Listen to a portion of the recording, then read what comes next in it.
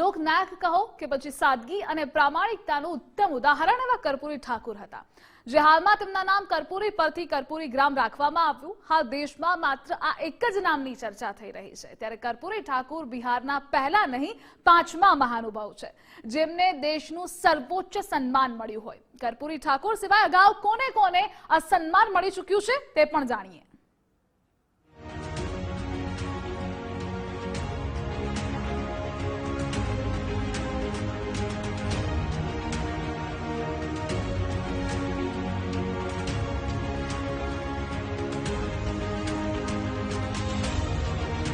બિહારના પૂર્વ મુખ્યમંત્રી કર્પૂરી ઠાકુરને ભારત રત્ન આપવાની જાહેરાત કેન્દ્ર સરકારે કરી દીધી છે। આ જાહેરાતની સાથે જ દેશભરમાં હાલમાં કર્પૂરી ઠાકુરના નામની ચર્ચા થઈ રહી છે। કર્પૂરી ઠાકુર બિહારના 5મા સપૂત છે, જેમને ભારતનું આ સર્વોચ્ચ સન્માન મળી રહ્યું છે। બિહારના 4 સપૂતોને અગાઉ મળ્યું છે દેશનું સર્વોચ્ચ સન્માન।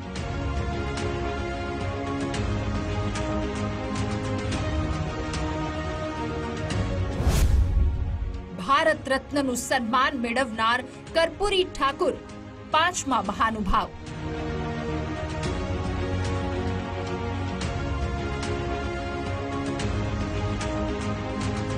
બિહારના પૂર્વ મુખ્યમંત્રી અને લોકપ્રિય નેતા કર્પૂરી ઠાકુરને મરણોપરાંત ભારત રત્નનું સન્માન મળ્યું છે, કારણ કે સામાજિક ન્યાય અને પછાત લોકોના કલ્યાણ માટે તેમણે વિશેષ પ્રયાસ કર્યા હતા।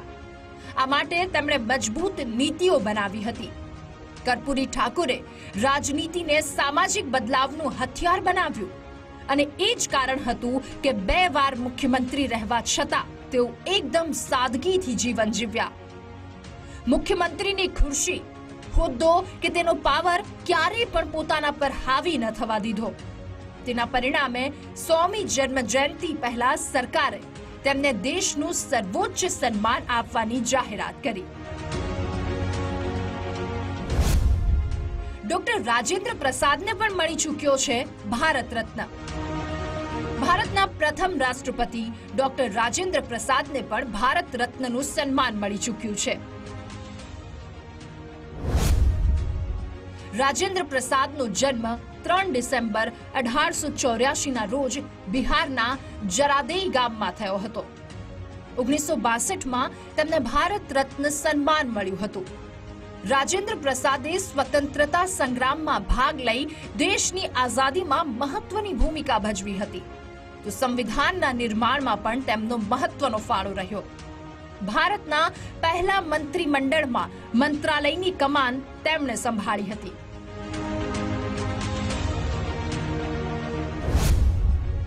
બિસ્મિલ્લાહ ખાનને પણ મળ્યું હતું ભારત રત્નનું સન્માન।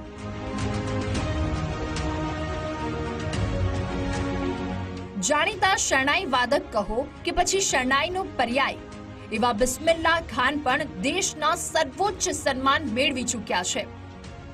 આઝાદીની સવારનું સ્વાગત તેમણે કાફી રાગથી કર્યું હતું। બિસ્મિલ્લાહ ખાનનો જન્મ 1916માં બિહારના બક્સર જિલ્લાના ડુમરાવમાં થયો હતો, જો કે તેમની કર્મભૂમિ બનારસ રહી, અને વર્ષ 2001માં તેમને ભારત રત્નના સન્માનથી નવાજવામાં આવ્યા હતા। બિહારના જયપ્રકાશ નારાયણ પણ ભારત રત્ન।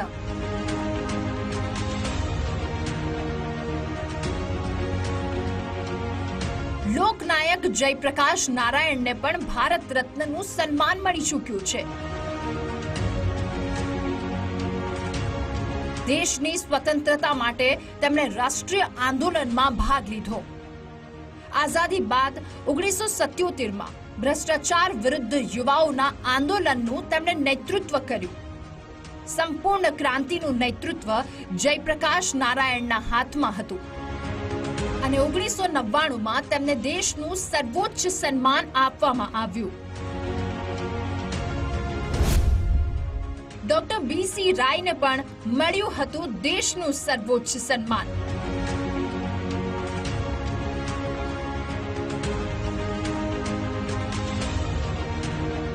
પશ્ચિમ બંગાળના મુખ્યમંત્રી રહી ચૂકેલા ડોક્ટર બિધાન ચંદ્ર રાયને પણ આધુનિક બંગાળના નિર્માતા માનવામાં આવે છે. એમની યાદમાં દરેક વર્ષે 1 જુલાઈએ ડોક્ટર્સ ડે ઉજવવામાં આવે છે. 1961માં તેમને ભારત રત્નનું સન્માન આપવામાં આવ્યું હતું. ડોક્ટર BC રાયનો જન્મ 1 જુલાઈ 1882ના રોજ બિહારના પટનામાં થયો હતો. ડોક્ટર રાજેન્દ્ર પ્રસાદના 1 વર્ષ પહેલા 1961માં તેમને ભારત રત્નથી સન્માનિત કરાયા હતા. ભારત રત્ન સન્માન દેશનું સર્વોચ્ચ સન્માન છે.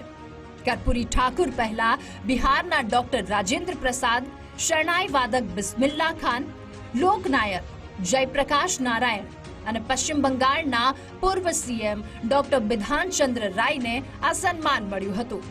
આમ કર્પૂરી ઠાકુર સાથે બિહારના 5 સપૂતે આ સન્માન મેળવ્યું છે. Bureau report, Gujarat first.